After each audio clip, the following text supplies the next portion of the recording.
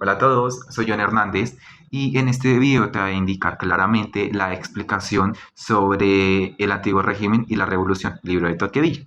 Bueno, inicialmente nos vamos a ubicar en Francia, en el año 1789. Vamos a partir en que la revolución se dividió en dos fases muy importantes. La primera de ellas consistía en abolir el pasado y la segunda en rescatar parte de ese pasado eliminado. En esta época se quería implantar principalmente los derechos, eliminar los privilegios, democracias libres y la creación de instituciones.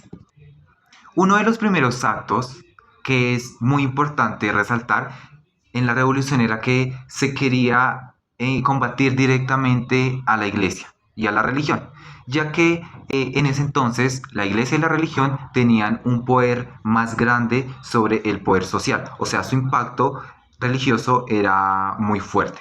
Pero también debemos recordar que se quería implantar un tipo de filosofía que es del siglo XVIII, una filosofía que ya era un poco más espiritual, un poco más social y por supuesto una filosofía antirreligiosa. Se creó una nueva forma de poder y si bien es cierto el gobierno era más frágil, pero mil veces más poderoso.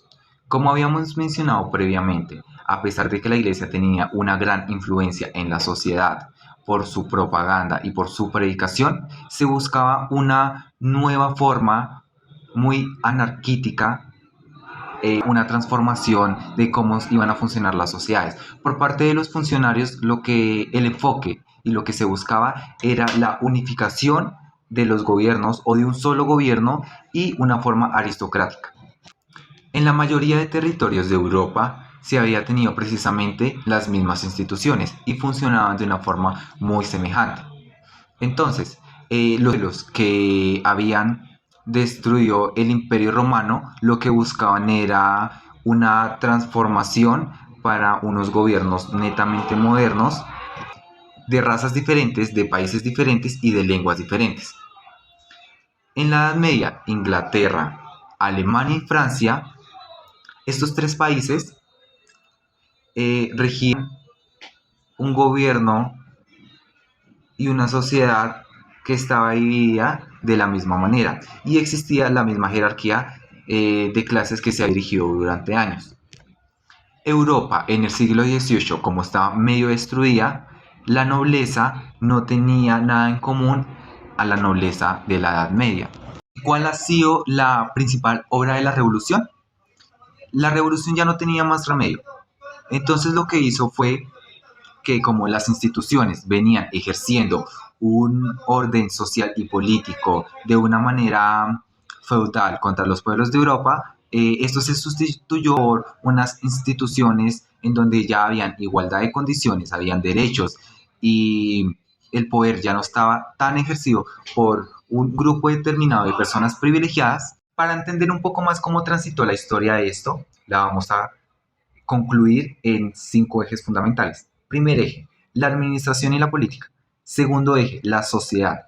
El tercer eje, ideas e ideologías. El cuarto eje es la economía y el quinto eje es la transformación histórica. En el primer eje, observamos cómo las instituciones y la sociedad estaban netamente controlados por el absolutismo de una monarquía, que esto conducía a una burocracia y una aristocracia y un poder en el cual intervenía la burguesía.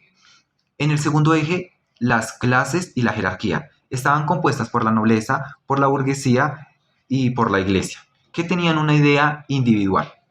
Solo pensaban en ellos y en sus condiciones. Por ende, se genera una desigualdad.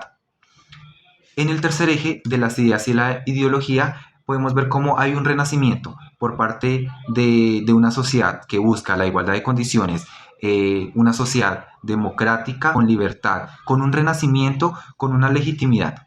En el cuarto eje, la economía, una ruptura fiscal y una desigualdad por parte del campesinado, a pesar de que la economía estaba compuesta por tres ámbitos fundamentales que eran el campesinado, que era el turismo y los artesanos, se genera una ruptura que conlleva a el debilitamiento de esa antigua sociedad, de esa antigua nobleza. Y en la transformación histórica lo que se busca es un nuevo Estado, un Estado moderno, una nueva política social con, como se había mencionado previamente, con igualdad de condiciones. Sin embargo, hay una continuidad y es al antiguo régimen, el cual continúa con la centralización y con un Estado más fuerte. Espero os haya gustado y hayan entendido y muchas gracias.